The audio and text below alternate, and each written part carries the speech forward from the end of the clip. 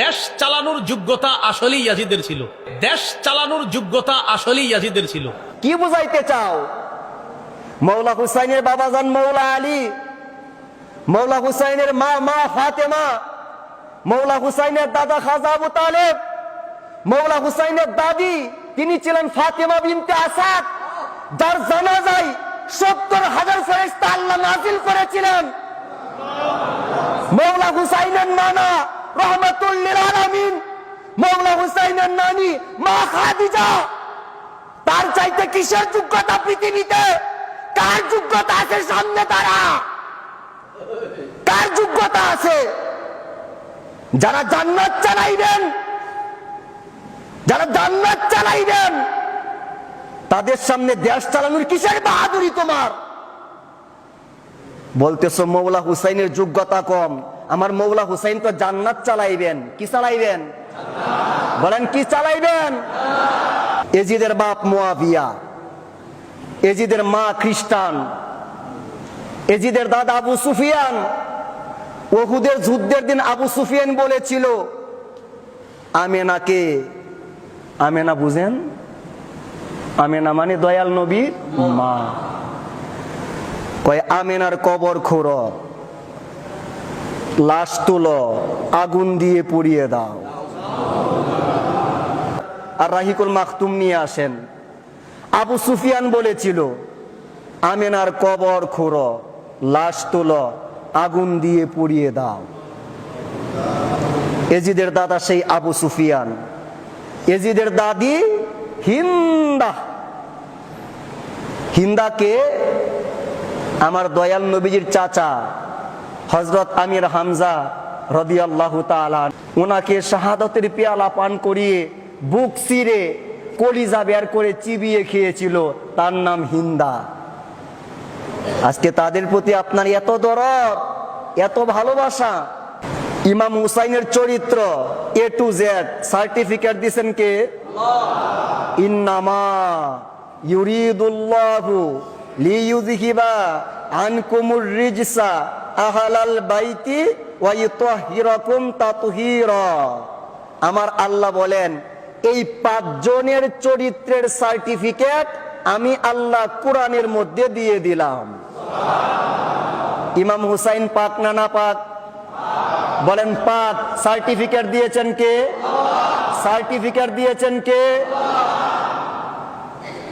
এজিদ এমন কোন রাত নাই যে রাতে মদ খাইতো না। এমন কোন রাত নাই যে রাতে পর নারীর সাথে ঘুমাইতো না। এজিদ কি করত? মায়ের সাথে বিয়ের প্রচলনের ব্যবস্থা করেছে। যেই সমাজে যেই ইমাম একবার এজিদের পক্ষ নিবে লাথি মারবেন, ডাইরেক্ট লাথি মারবেন। বেটা এজিদের পক্ষ নাও, এটা হুসাইনের বাংলাদেশ।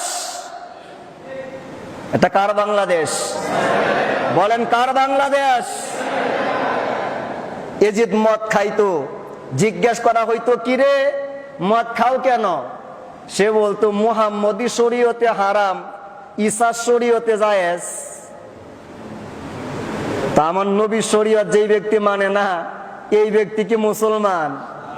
কথা বলেন, এই ব্যক্তি কি মুসলমান? না। এজিদের যোগ্যতা তাদের কাছে। এজিদ ৩ বছর ক্ষমতায় ছিল।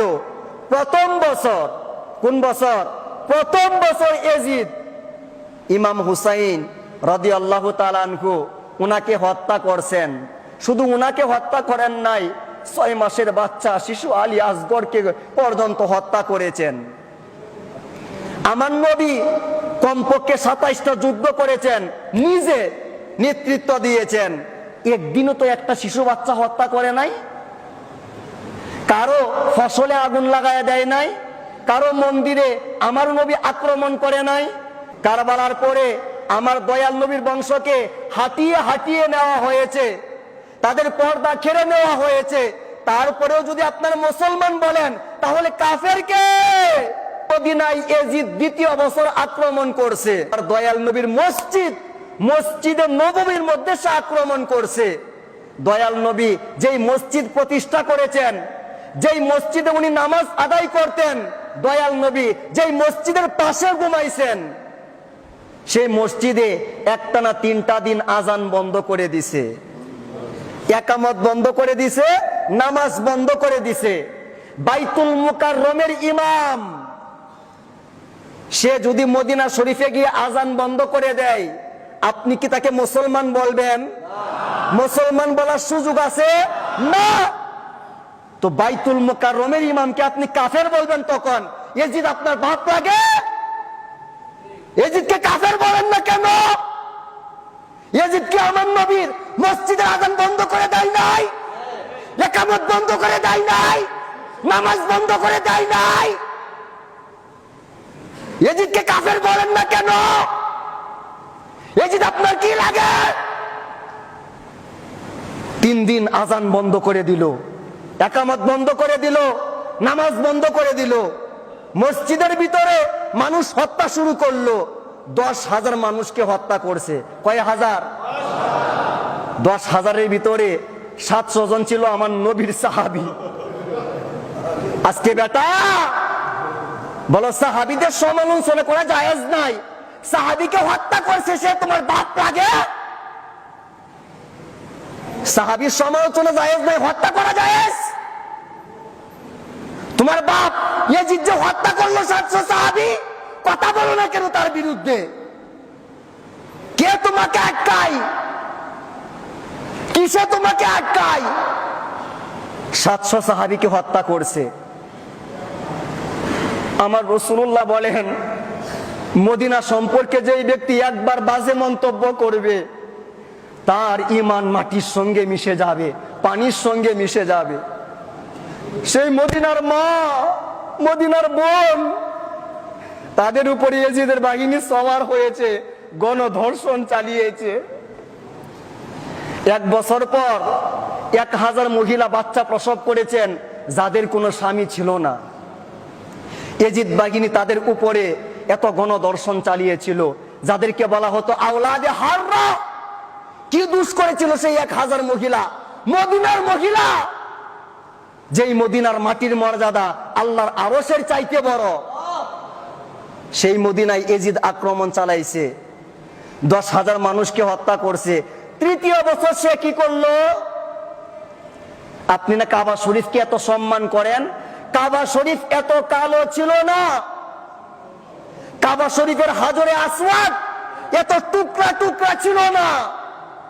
কেন হলো? ইয়াজিদ 3য় বছর সৈন্য পাঠায়া কাবা শরীফের মধ্যে মিনজানিক পাথর মারছে, কাবা শরীফের গিলাফে আগুন ধরাইয়া দিছে। ইয়াজিদ 3য় বছর কাবা শরীফের মধ্যে হামলা করেছে, কাবা শরীফের মধ্যে আগুন দাও দাও করে জ্বলতেছে, কাবা শরীফ কালো হয়ে গেছে, কাবা শরীফের হাজরে আসওয়াদ টুকরা টুকরা হয়ে গেছে।